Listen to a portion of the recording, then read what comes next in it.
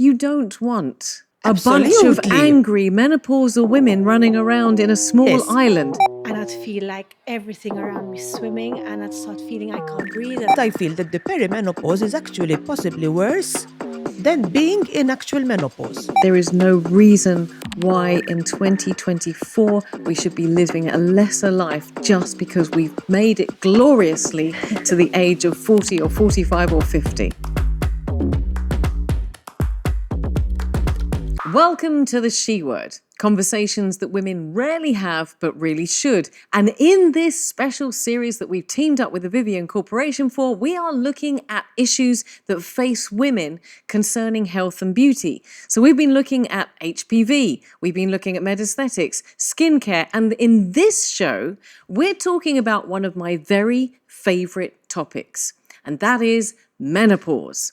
And we'll be looking also at HRT. Now, you might ask yourself, why is it my favorite topic? Because if the strapline of the She Word is conversations that women rarely have, but really should, this topic is absolutely what the She Word is all about. Now, thankfully, women are talking more and more about menopause. But from my own personal experience, I actually entered into a menopause phase without even knowing that there was such a thing as perimenopause and what the symptoms of menopause could be.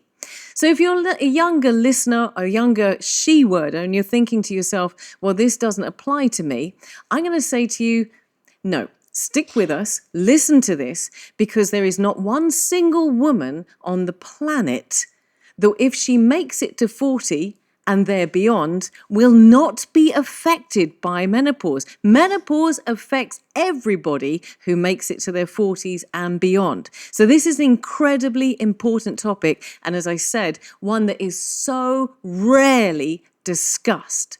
So I'm excited, I'm thrilled. We're going to be talking all about menopause, but also what you can do for menopause, specifically about HRT. And joining me here at this table, I'm so excited. First up, Daniela Magro, hello. Thank you for coming back. Thank you, Trudy, for You having are now me. a veteran of the She Word.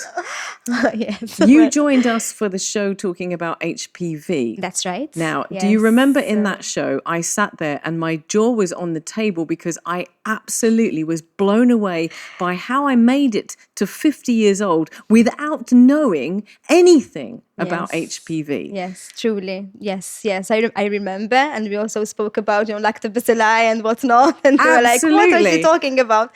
But that's why we're here, Trudy. Absolutely. Exactly. And this is why I love this, because it seems that the more and more I do the She Word, the more and more I realize how much I don't know. And if I don't know it, I'm fairly sure there's other women who don't know it. And it's just so empowering to have these discussions.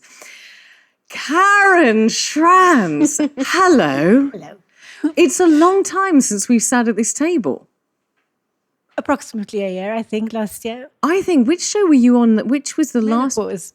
It was menopause. And infertility, there were two. Of course. And you're absolutely right. It was a year ago that we were having this conversation about menopause. And of course, right back in the very beginning of the She Word in season 1, we talked about fertility and we talked about being a woman and everything that is involved in that process.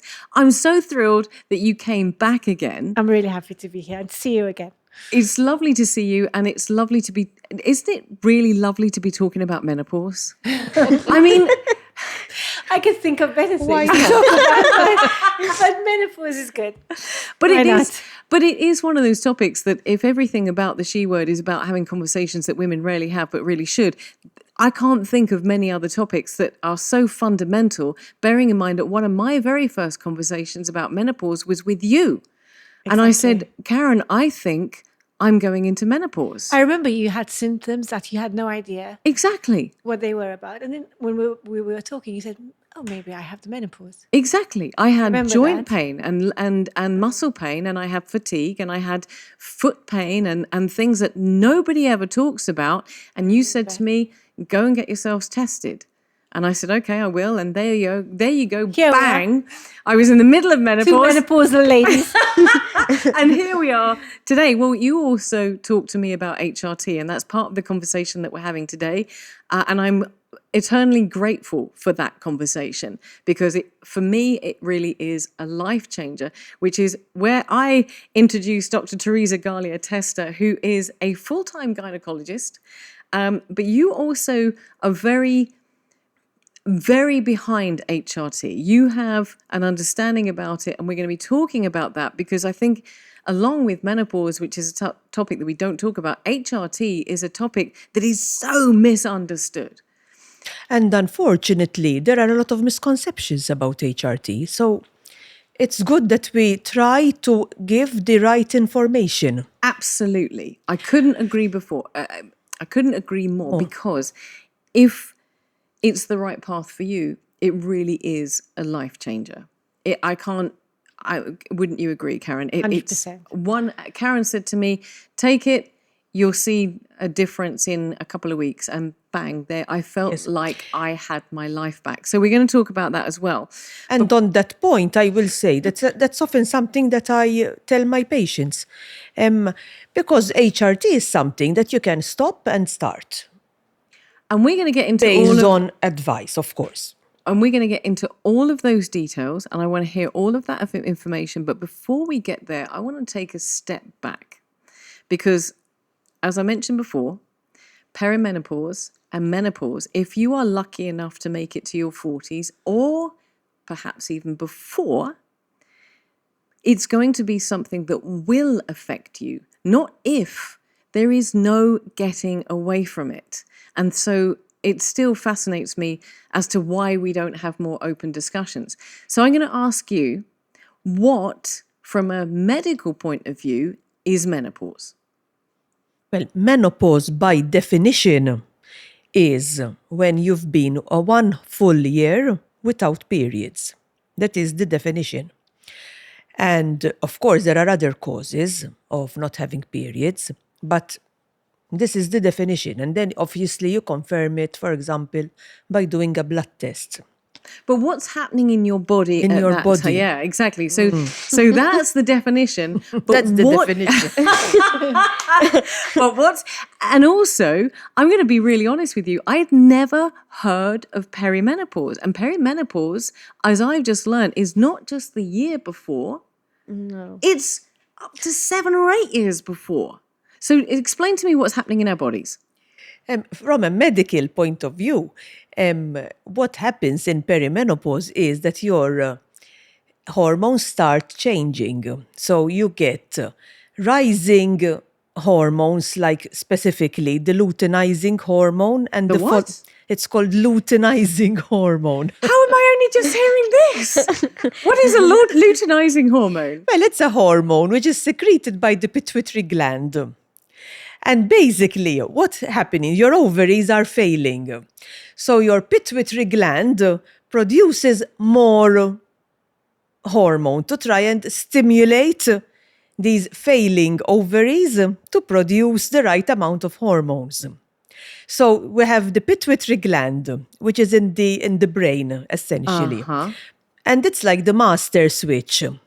So it's producing follicle stimulating hormone called FSH and luteinizing hormone. These two hormones are stimulating your ovaries to essentially do their job and produce eggs and release estrogen.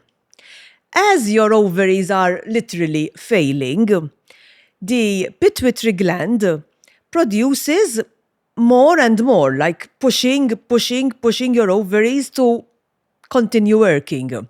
And by the raised levels, we know instantly from a blood test what state of menopause a patient is in. Is in the perimenopause, which is a very awkward time, because I've been through it. You and the rest of us. Yeah. You get fluctuating levels. So sometimes, literally, your ovaries are actually doing what they should be doing. So your levels of FSH and LH are pretty much within the normal range. And sometimes your ovaries take a nosedive and they stop working, and then the pituitary gland produces higher levels. So sometimes you could actually be at the start of perimenopause. And the blood test can be a bit misleading. So you've got all the symptoms. But the actual blood test will be misleading. It's really interesting that you say this because I'm just reading now, a little bit too late, but that perimenopause, we assume is just that your periods deplete and they stop. No. And it's not. No. In actual fact, you can get really intensely heavy periods because the body is going, no, we're not going to give up. and that's the misleading kind of idea that perimenopause is when things start to get lighter and easier and less painful. No, in fact. In actual fact, it's not. In fact, you can get all sorts of things in the perimenopause. For example, you mentioned heavier bleeding. That can be a sign of what we call anovulatory bleeding. So your body has high estrogen, your ovaries are working, but you don't release an egg and you don't get the sort of normal period. So then you get heavy, dysfunctional, what we call dysfunctional uterine bleeding. And that is a very common symptom in the menopause. This is really complicated. Well, listen, It is complicated. You explained it from a medical point of view. I'm going to ask Karen. Hi. So from a personal lived experience, what did perimenopause and menopause look like for you? Because I want to caveat this by saying I've never had a hot flush. And we always associate menopause with hot flushes. You know that you're in menopause because you get hot flushes. And that is absolute rubbish because it's so subjective to each person. What did that journey look like for you? Perimenopause was, period-wise, mine got like infrequent, maybe every 3 months. And they weren't heavy, they were lighter. And so that was when I knew I was perimenopausal. And also I had many, many hot flushes at night. Not during the day, just at night. I'd wake up soaking wet and had to change my sheets. But like, it wasn't that tough. It was uncomfortable, but emotionally, I didn't have the fluctuations that are common in perimenopause, because you've got these fluctuations. Sometimes, it can really wreak havoc emotionally, but I didn't have that. My period stopped at 50. I was 50 when it stopped completely, and that's when the real trouble started. Like, when I stopped completely, then I didn't just have the hot flushes at night. I had hot flushes and insomnia. I wasn't sleeping at all. With every hot flush, which was very frequent throughout the day, I would get a deep sense of dread, and I'd feel like everything around me swimming, and I'd start feeling I can't breathe and panicky. And I would get very irritable, really irritable. Not very irritable. I love your honesty. Very angry. I just had this. I'm a calm person, but I just saw a different side of me that I had never encountered before. Like a simple thing of just getting something straight, would just make me really nervous and angry, and I'd want to scream and shout at everybody anyway in the house. So it wasn't a very pleasant time for all. It wasn't just for me. It was for the people around me as well, I think. And so it was insomnia, the irritability, the fatigue because I wasn't sleeping, the hot flushes. But I think the worst was the panic attacks for me.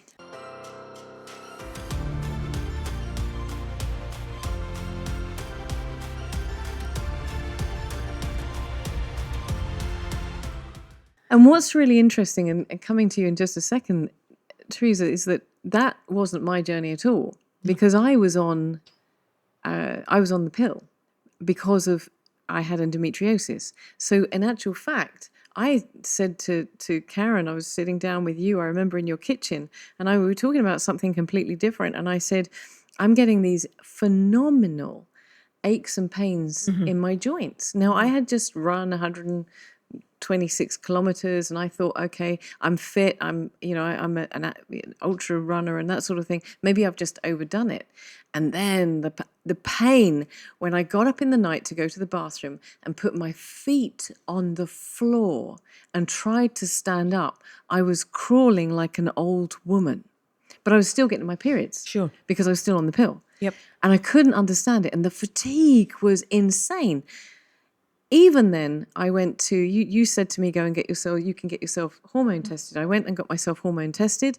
I had to come off the pill. And lo and behold, I went in to see the gynecologist and she said to me, you aren't just a little bit into the menopause. You are there, medal, trophy, got the certificate and right the way down on the other side of the hill.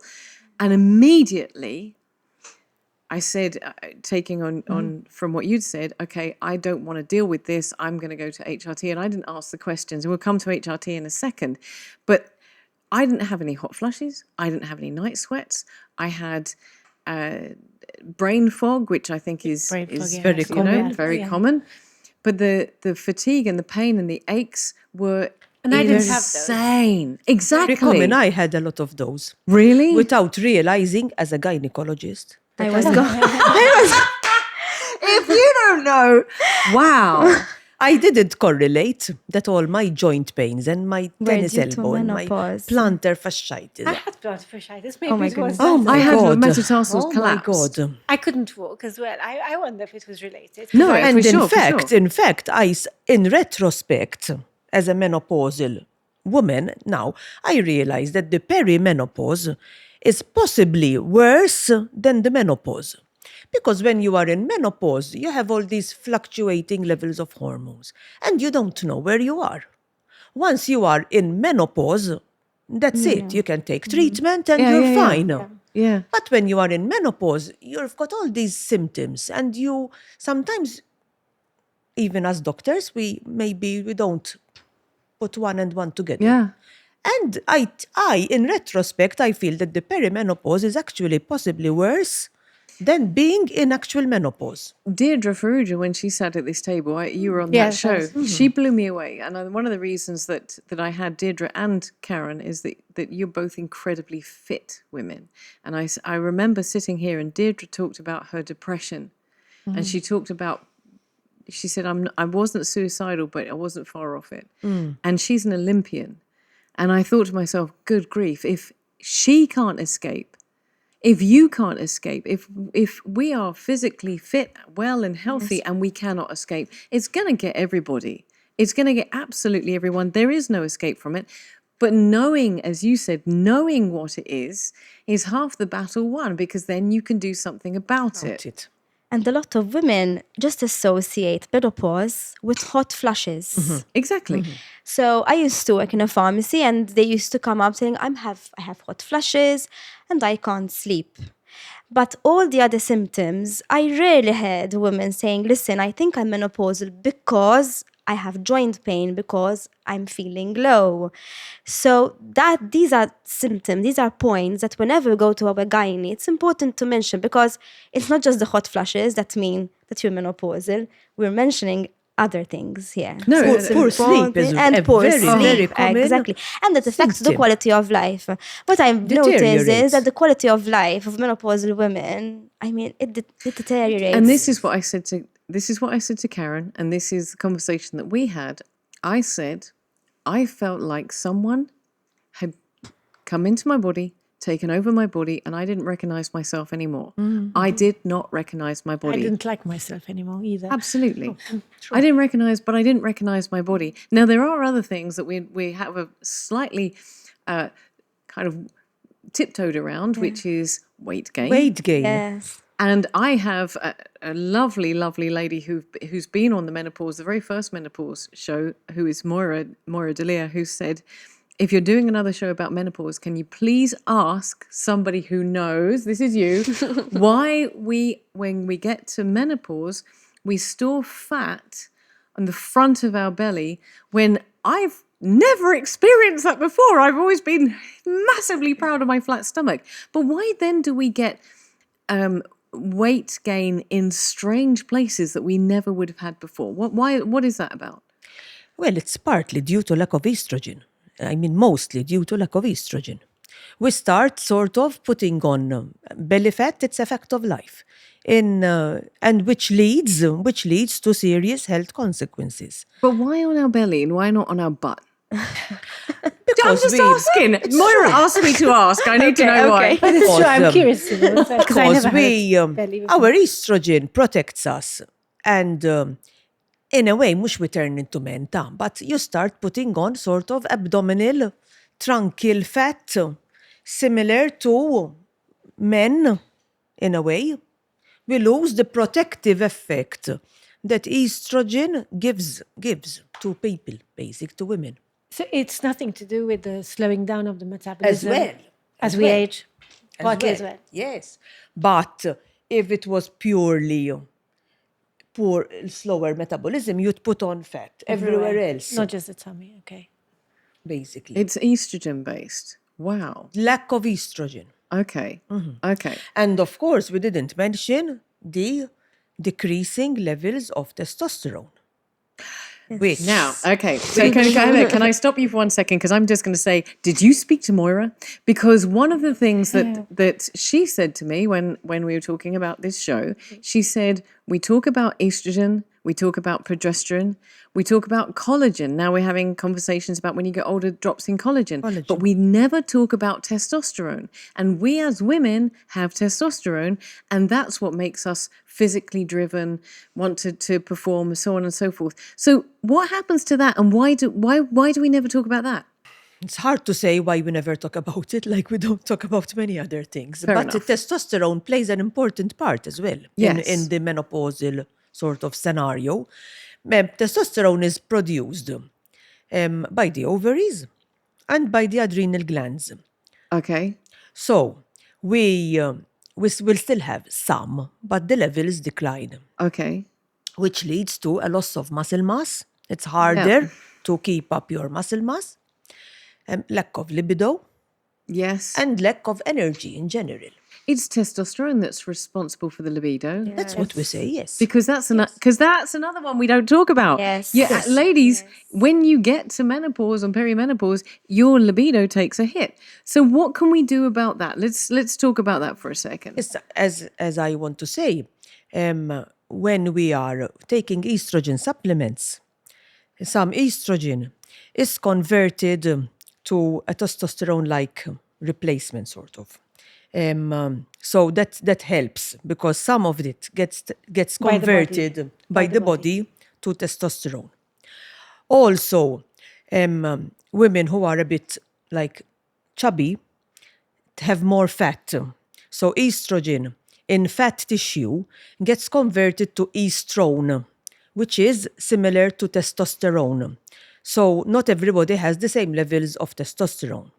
Issa, unfortunately, from a pharmaceutical point of view, testosterone replacement has always been associated with what we call androgenetic side effects, which means hair growth, balding, frontal balding, deepening of the voice. Yeah. So, unfortunately, testosterone replacement has always been a bit of a struggle because of the side effects. So it is a hormone which has been a bit sort of ignored and undervalued in women, unfortunately. Okay. Is there a chance that that's going to change? It might, I believe, in the future because we're getting a lot of gynecologists selling Who us are listen, who asking are us. asking the other day, we were actually talking about this, the importance of testosterone and abroad. I'm sure it's also being used. So we're Yes. also looking into the possibilities of getting testosterone That for will women. help, that will help, I'm sure, Exactly. a category of women Of who women, yeah. feel the lack of testosterone in their bodies. Exactly. So when you have a very small market, things tend to get a bit limited in supply. Well, It's true. It's a fact of life, unfortunately. no, I hear what you're. I hear what. Huh? My water nearly flew out. Because I'm thinking to myself, I hear what you're saying, but it's not a small market. It's half the population, and every single woman is going to be affected by this. But we are half the size of Toulouse or, Yes, one but town in France, if you know what I mean. for sure. But I argue this, and we've mentioned it before. You don't want a bunch of Absolutely. angry menopausal women running around in a small Yes, island. but- That is not a good recipe. When you exercise and you do like weight training, because it's recommended for menopausal women to keep do up your weight. muscle mass. But do you release testosterone when you're doing weight training? Because I find that weight training counter good for the you. effect. It's good for you. Yes, of Like course. for my muscle mass and also for the sense of power and. But I don't think you actually produced more testosterone. It's not- No, I don't think so. I think keeping up your muscle mass is important even for weight loss Yeah. and for general fitness to avoid aches and pains. And the well-being, the endorphins. And exactly. Weight training releases endorphins. So you feel good. And that's a very important aspect. But it's also I have read, like you were saying, I've also read that weight training but Is muscle best for- building. Muscle building. I'm a distance runner, which is great. But now I'm seeing the impact. to do weight I training. have to do weight You have to do training. weights to Yes. Because whereas Counter. before I could kind of get away with it as I've Yes. gotten older, that weight training, whether it's just picking up a bottle of water over and over again and doing triceps, biceps, Yes. whatever it is, that weight training, weight muscle mass building And it is also helps the incredibly bone mass important. as well. So. Exactly. Which is Osteoporosis. one thing to avoid with menopause because of the osteoporosis. Yeah. That's right. Yes. So talk to me about this as well, because there are certain things that affect us when we're in menopause, but you just mentioned bone mass. Bone mass is also something that we don't talk about testosterone. We don't really talk about bone mass very often either. What happens to the bones? Unfortunately, we tend to build bones up to approximately the age of 35. Thereafter, from the age of 35 onwards, we start losing bone strength. So you start getting a small decline in your bone mass. And after the menopause, it takes a big hit. Shocker. Sorry. What, Karen? I know your reaction just. No, it was the way Teresa went, it takes a big hit. Menopause causes a sharp decline in bone density For everyone. for everyone who doesn't take HRT. Of course, there are individuals, some women are naturally... Feeling better now, I can yes, say. of course, some women are naturally stronger than others.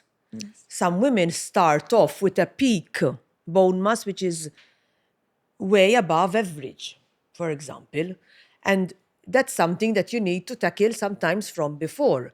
For example, one of our main concerns with these so-called sort of anorexic, very thin girls is that they actually never achieve their peak bone mass.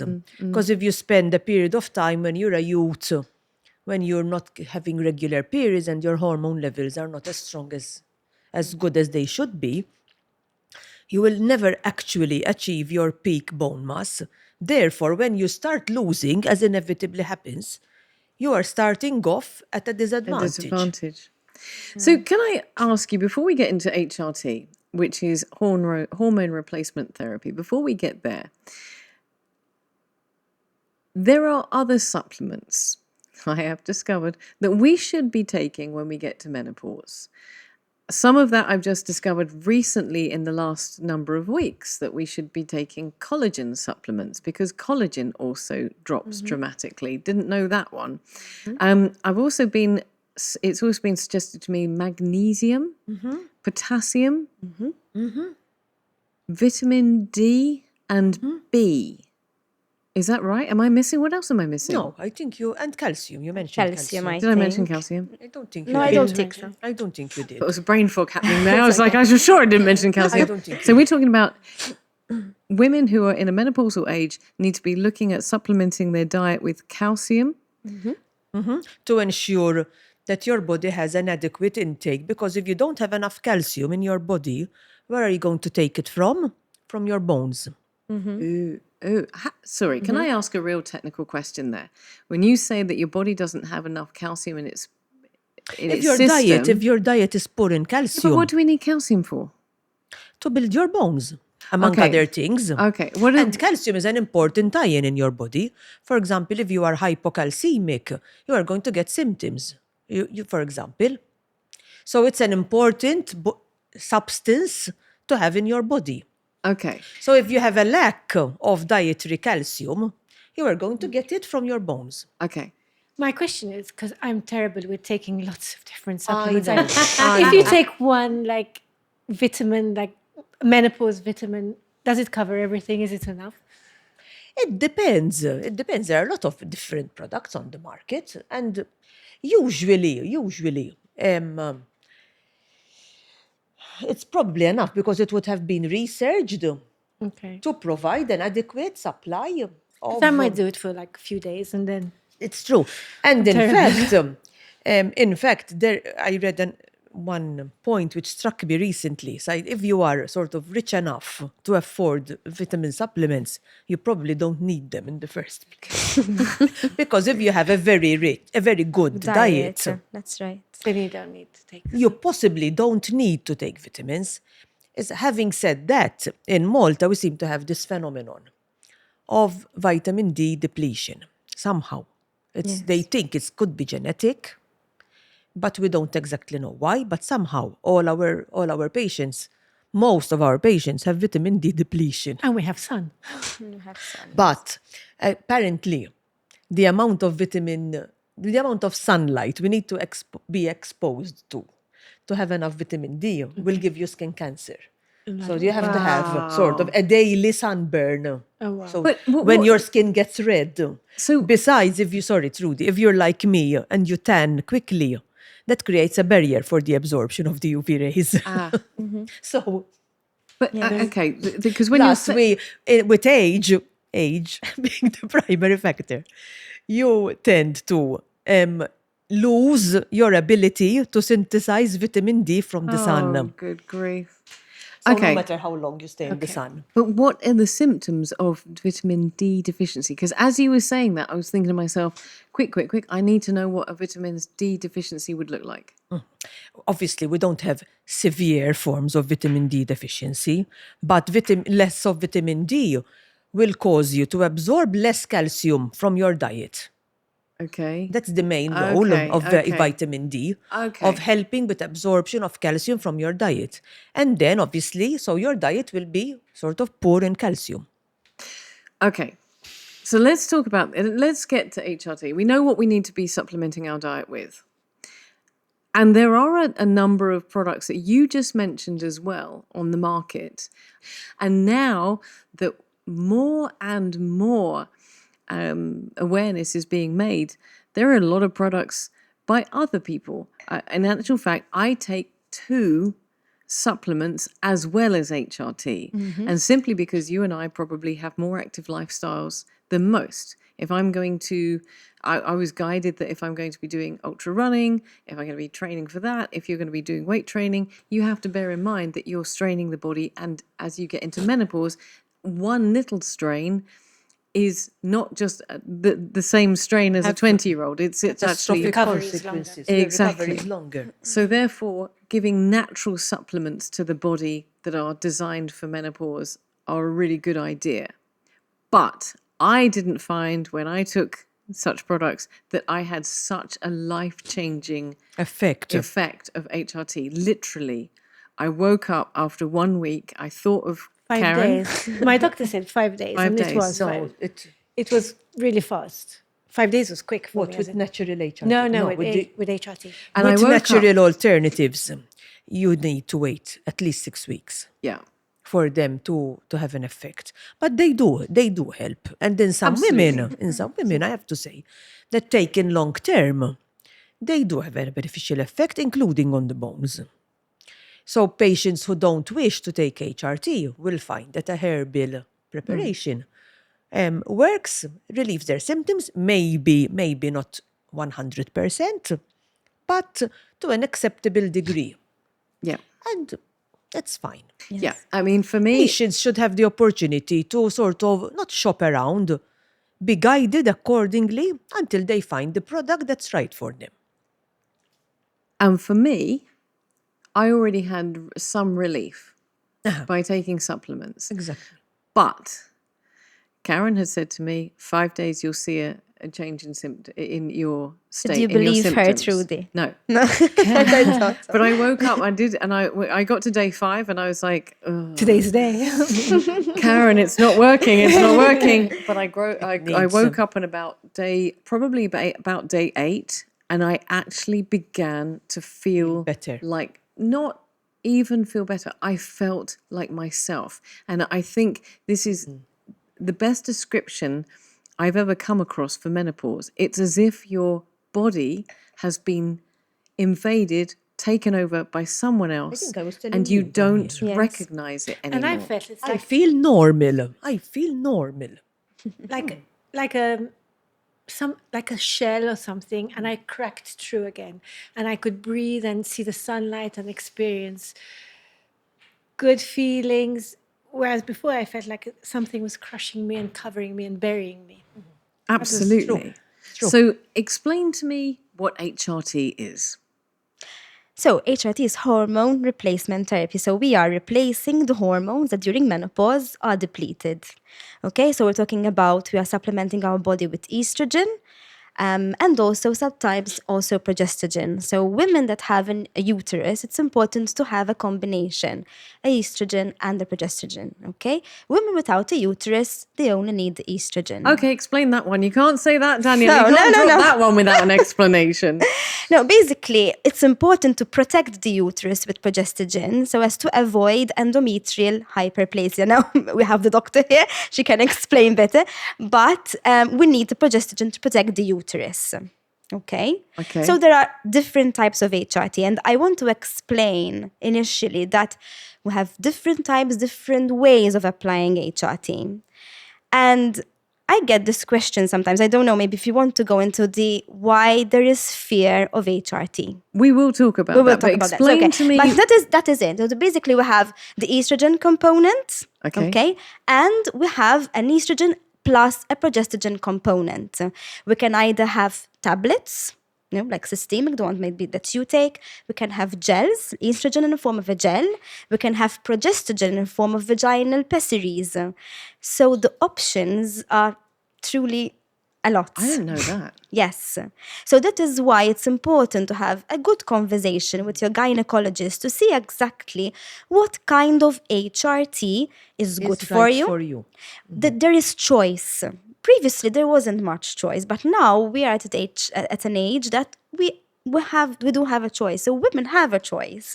So we have the choice of herbal, no HRT. But even within the HRT itself, we have a choice. Okay.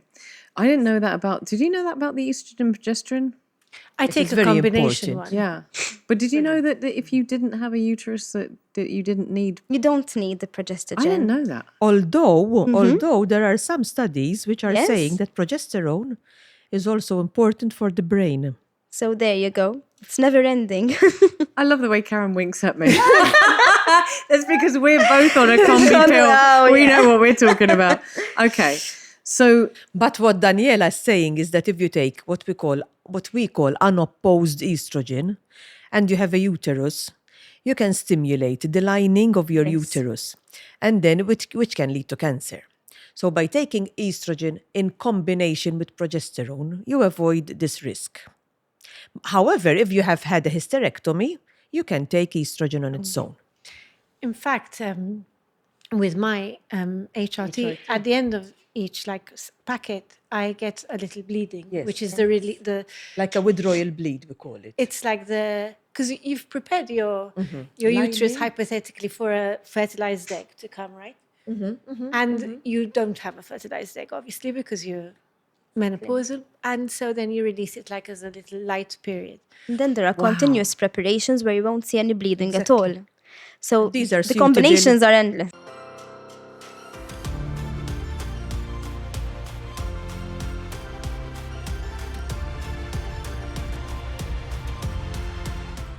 It's really- okay, can I ask you something then? Because thank you for being so brutally honest, and I'm going to be brutally honest back.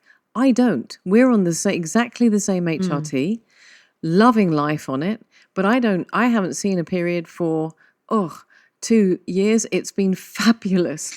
For anybody who's listening or watching to this is the fantastic side effect of menopause, is that you get no more periods, which is you don't get cramps, you don't get In fact, periods, you don't get anything. I don't. You start most of your sentences with "unfortunately," and this is the fortunate. Oh, Fortunate one, this yes. is so cool. This is so many brilliant. unfortunate parts of the menopause, but Menopause. this is at least a fortunately. Absolutely. And I About think having no periods. And it's also a celebration. You know, we look at menopause. I think there's been a lot of shame about menopause, but you know, we sat at this table the last time we had a conversation about menopause. And I don't know, it might have been you that said it. Menopause is a celebration that actually we made it this far. Yeah. We made it this far. Because not I'm grateful like for the it. part of I don't like the life. alternative. It's a part of life. No, exactly. It's true. If it Grateful happens for to it. every woman who gets to, to her 40s, then 50s, if you've made it thus far, we should be celebrating that we've actually got there. It's a part of life. It should be talked about in a normal way. I've had women, for example, who tell me I'll be shy, I'll be in a boardroom full of men, and then I get hot flushes and I start to feel very embarrassed. You know, it's something that should be nowadays normal. Openly discussed, normal. even in workplaces as well. There's no And shame. it's very No important. shame. part of- There's no Exactly. It's shame. part of The life. process of In life. being menopausal, exactly. You know. We are. It's actually because we are beyond childbearing Precisely. age. And Precisely. do I want to have a baby at 50? No. Absolutely. I just got not. a puppy, and I'm thinking I shouldn't have got I a know puppy. you at did. 50. I said to you, Karen, why are you nesting know. again and got yourself a puppy? Good grief. But apart from the fact we're celebrating the fact that we've got this far, if it is entirely inevitable for any woman, for any single woman who reaches a certain point, whether you have a hysterectomy or not, you're still going to be affected by this. You're still going to be affected in one way or another. It is a journey that women cannot avoid. And yet, it's been so shamed and it's been so ridiculed. And now I believe that there has been a turn in the tide and women are starting to be more honest and open about it. So we just mentioned this. And so here's my question. Karen and I are both taking HRT. We're both taking the same brand. Okay. But how come Karen is experiencing a different cycle rhythm to me? I don't have periods at all. I mean, not a bit, nothing. But we're still taking HRT. Yes, because possibly in Karen's case, she's taking what we call sequential HRT. So she would be starting off with an estrogen, which will stimulate her lining, her endometrial lining. And then she would be taking estrogen and progesterone to bring on a sort of period. Whereas in your case, you are probably taking what we call a continuous combined form of HRT, where you are taking estrogen and progesterone in combination and your endometrial lining is staying more or less the same size. So you don't need to get an actual period. So that makes sense. But then why would that be the case for Karen? And why would there be a different solution? Yes, when you start HRT in the sort of first maybe few months after you've had your last period, you need to take sequential HRT because you need to get sort of a monthly bleed. Whereas if you're sort of many years, 2 or 3 years past your last period, for example, you can take what we call a continuous combined version. Okay. Because in actual fact, when you are in menopause, and we say by definition it's your last period, your estrogen levels aren't actually zero. So you still have some circulating estrogens. So it's a continuum of sort of decline in hormone levels. When you haven't had a period for 2 or 3 years, you are considered to be in a sort of hypoestrogenic state that you can take an estrogen and progesterone combination without getting periods. So this is really interesting. And I just want to, before we move on to the fears of HRT, I just want to address this, that getting a hormone level test, which is what Karen suggested to me, is a really good definitive way of finding out where you are. And I've been recommending this to a lot of other friends other women. who are saying, well, I'm still getting periods and I don't think I'm in that phase. And I'm saying, why don't you just go and get a test and find out? Because it gives you a definitive result, except that you True. said it can be a false False positive. And also, we don't treat a blood test. We treat the patient. So it's very important that we actually talk to the patients. Of course. So you can have a blood test which is saying one thing, but the patient is feeling fine. This happened to me, for example, for quite a while. I had hormone levels suggesting menopause, but I wasn't feeling so bad. For example, I didn't get hot flushes for quite a while, although I was getting some joint pains. However, so the way it's important to not just treat a blood test result, so to speak. No, So we but have if you to- have- sometimes you need to speak to the patient, find out what her symptoms Absolutely. are, and Look at the quality of life and then address that. Exactly. precisely, But precisely. in my So a blood test is good, but it's not compulsory, so to speak. no, and that's It not what helps with the patient management, For so sure. to speak. my suggestion was for the blood test, because in my case, I was still getting periods because Sure. I was still on the pill. Exactly. The minute I came off the pill, 6 weeks later, boom. Everything that was going on in my head, everything, when Karen said to me, well, maybe you're in menopause, and I saw a Facebook ad that said I might be in menopause. And I said to myself, well, I don't want to investigate. Then it was the confirmation. Sure. So we're saying that there's a combination of information. Let's talk about HRT for a second, because the reason I didn't have a problem taking HRT is Karen said I should. You were easily convinced. I went in, I saw my gynecologist, I said, give me the drugs. And lo and behold, 7 days later, I felt a ton better. But there is still a lot of concerns over HRT. So before we come to you, ladies, I'm going to ask Karen from real life experience. When you realized that you were in menopause, was there any worry, any concerns that you had about HRT? I went to the gynae without not wanting to take HRT. I was scared to take HRT because of all the stuff I had heard about it before. What had you heard about it before? The increased risks of breast cancer mainly was my main concern. And when I sat down with him and he had a list of all the symptoms, and I was like, yes. And he's like, you really don't have to live this way. He said, I really recommend that you take it because... And then when I did take it, I realized, I wasn't living anyway. So the risk, the benefits outweighed any risks for me. Because what's the point of existing that way when you can feel better and the risks are so minimal? And I do all the necessary checkups that I need to do to make sure that I'm healthy, like the yearly what? mammogram and... Blood pressure. I go to my gynae every 6 months. He does a uterine scan and ovary scan, and I'm constantly looking after stuff. So just to keep safe. Yeah, absolutely. The main concern is actually the risk of breast cancer. Yes. I think that is the main concern because all others are not so relevant. In fact, I was told there are certain cancers you do prevent being on HRT. Yes. And unfortunately, if you, ironically, if you manage by taking HRT to control your weight, that statistically decreases your risk of breast cancer.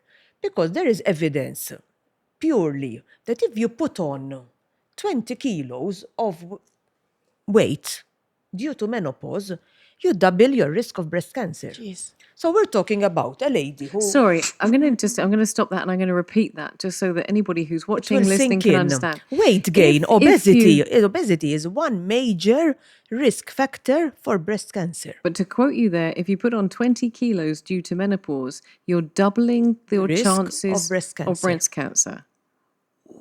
Wow. Yep. Wow. Okay. That's In addition, the so-called belly fat, which we have previously described, yeah. increases your risk of heart Disease, yeah. attacks, high blood pressure, diabetes, and lately even dementia. So you are talking about, okay, when we mention cancer, everybody is cancer, it's a bad word to speak. But, heart attacks, stroke, I mean, these are major killers. In fact, let me tell you a bit of medical background.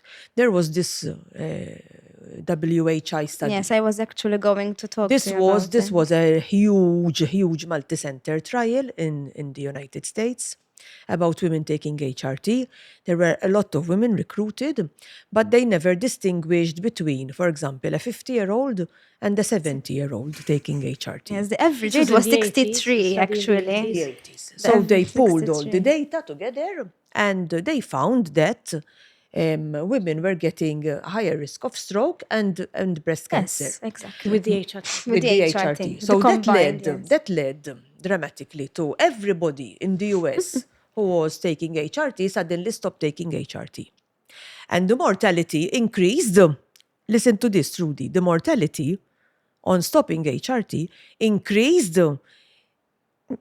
tremendously. I forgot the exact figures, but there was a great increase in deaths due to heart attack and stroke and other risk factors. Sorry.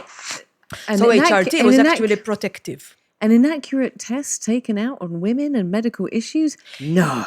It wasn't an inaccurate test. They just didn't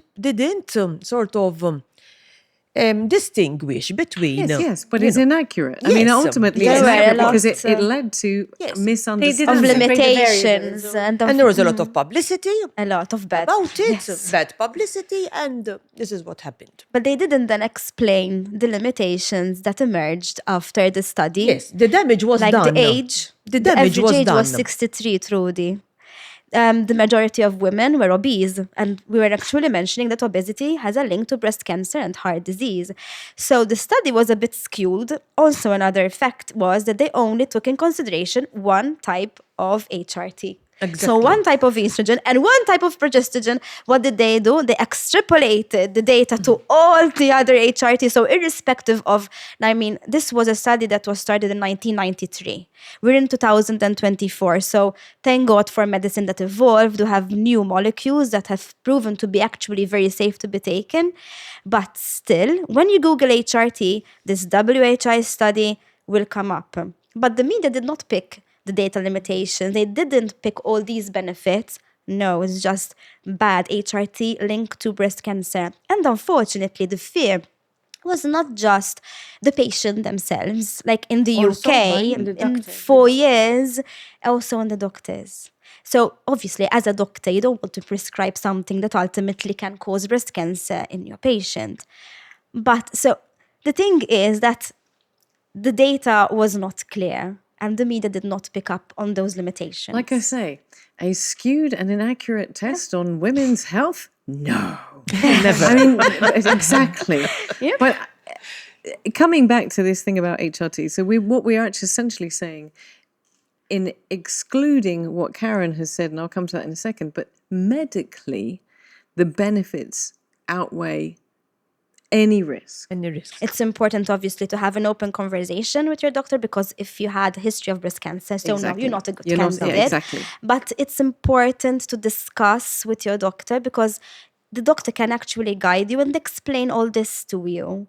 The benefits. What are the benefits? So, but on the whole, the benefits, excluding anybody that has Yes, risk they of outweigh the breast risk, cancer, yes. because we know that that is what recent data is suggesting.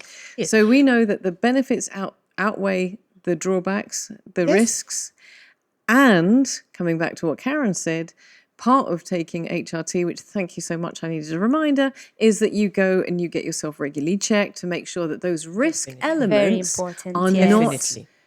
key in your life at that point. But I'm going to come back to something that you said before. The benefits, getting your life back, feeling normal again, outweighs anything that is beyond that, because you weren't living, I wasn't living a life that I recognized. And that is devastating psychologically. We didn't even go into the psychology, and Karen is a psychologist, we didn't even go into the psychology of HRT, menopause, and all the rest of it. But that the psychological component of going into a menopause and everything that comes with it, the anxiety, the feeling of loss, the depression, that is also something that is just devastating to women at this time, and it can be avoided. And I think that's incredibly important. We've talked about it on this show over and over and over again. And obviously, we know that, ironically or tragically, as you would describe it, menopause usually happens at a time when children are leaving the nest, which even sometimes makes women feel sort of unwanted and purposeless. And usually it also happens when your parents are getting sick or dying. So it is It coincides It coincides with a with lot of parents things getting going on. elderly sick or dying and children leaving the nest. And Karen it's getting a new puppy. being very traumatic. I want to say thank you very much indeed. It sounds to me like even when we come to HRT, even Karen and I, who are both taking HRT, it's still a case-by-case basis. Yes, very much so. It's very still a much so. consultation with the doctor that understands you. It's still having that relationship where you can actually ask the questions, get the answers. But for women who are in that period of their life and feel like they want to get their life back, this is a really, truly liberating option. So I want to start with you, Daniela. I'm going to ask Teresa, and I'm going to come to Karen. I'm going to ask for your closing thoughts with regards to menopause and HRT. So there's nothing to be ashamed of if you have menopausal symptoms. right. Okay. Speak up, be open, even at work. And also when it comes to relationships with your husband, for example. I mean, we didn't mention even vaginal dryness and maybe the pain that causes didn't even during sexual mention. intercourse. And that will Okay, affect... stop that for a second, Yep. because We could talk till tomorrow. we've run out of wine. I can share mine.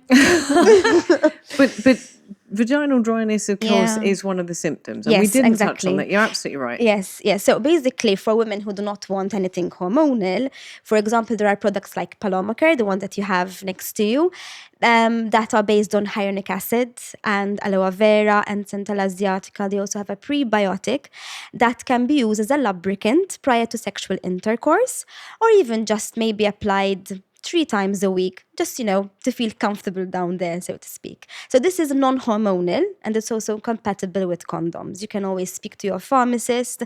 I am sure that they will help you out.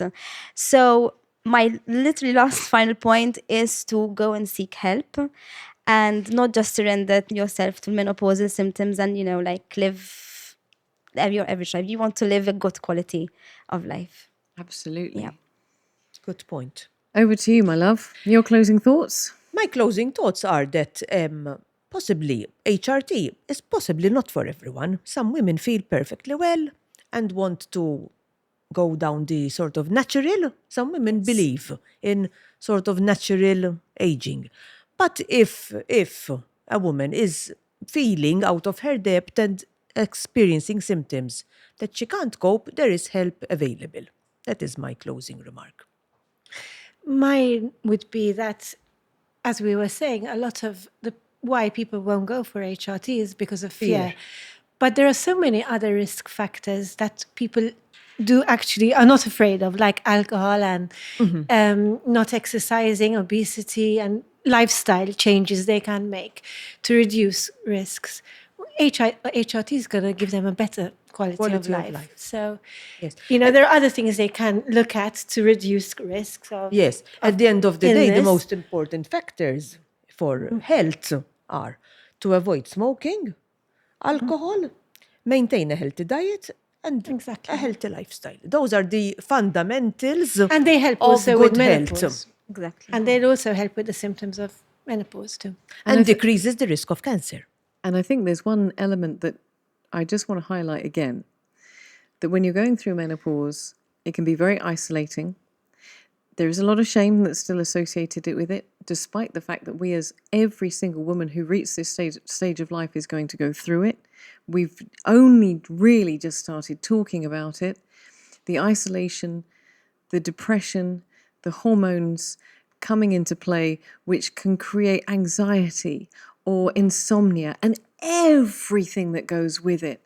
If there is a way of dealing with that will help, whether it's therapy, whether it's supplements, whether it's HRT, grab it, run with it. There is no reason why in 2024 we should be living a lesser life just because we've made it gloriously to the age of 40 or 45 or 50.